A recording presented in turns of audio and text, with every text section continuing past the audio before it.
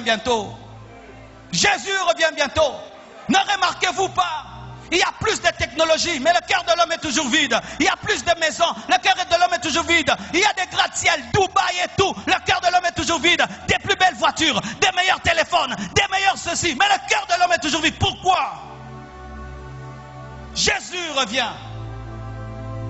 Regardez même tous ces péchés dans les églises, tous ces péchés dans les églises. Des faux serviteurs de Dieu. Des gens qui viennent à l'église, qui ne se répandent pas, qui ne se convertissent pas. Ce sont les signes des temps de la fin. Les gens veulent entendre un message qui les plaît, qui les flatte. Signe des temps de la fin. La vérité devient rare. Le pur évangile devient rare. Des gens font des faux miracles. Les gens sont là pleins pour des faux miracles. Voir comment les poissons sortent des pieds des gens. Des poissons qui sortent des pieds des gens. Et ils sont nombreux.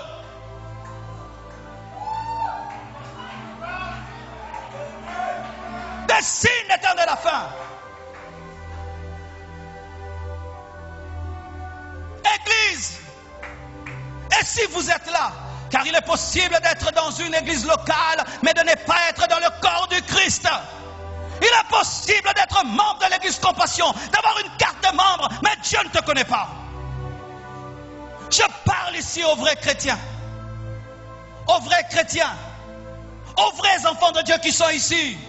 Si vous êtes là, enfants de Dieu, annoncez son retour.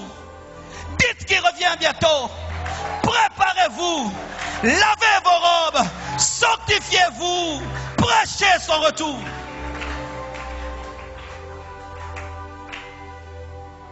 Si la première église a reçu l'onction le jour de la Pentecôte, il y a une onction plus grande qui va venir sur la dernière église, qu'on appelle la pluie de l'arrière-saison, qui sera plus forte et plus grande, car nous devons avoir la puissance.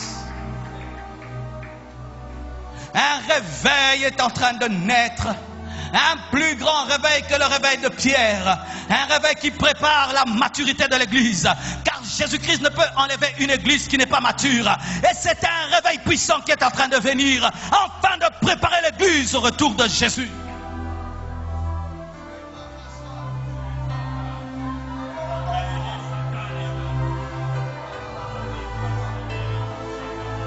Dieu va susciter de toutes parts des prédicateurs qui ne sont pas connus, avec un puissant message de sainteté. Dieu va susciter de toutes parts des visions du ciel. Dieu va susciter de toutes parts des gens qui vont mourir et ressusciter et qui vont annoncer qu'ils ont vu l'éternité.